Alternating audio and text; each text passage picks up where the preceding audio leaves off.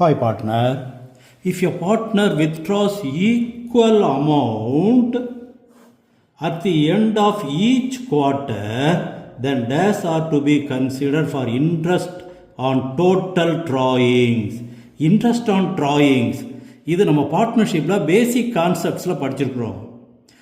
ஈக்குவலாக மாதம் எடுத்தாலும் சரி, இல்லை குவார்ட்டர்லி எடுத்தாலும் சரி, ஆஃப் இயர்லி எடுத்தாலும் சரி, நம்ம ஆவரேஜ் பீரியட் மெத்தடை பயன்படுத்தணும்.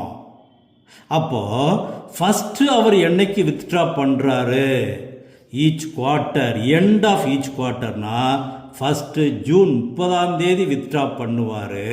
அப்போ அதுக்கு 9 மாதத்துக்கு இன்ட்ரெஸ்ட் பே பண்ணணும். கடைசி என்னைக்குன்னா மார்ச் 31 எடுப்பார். அப்போ அதுக்கு வட்டி கிடையாது. அப்போ ரெண்டுக்குள்ள ஆவரேஜ் 4.5 மந்த்து.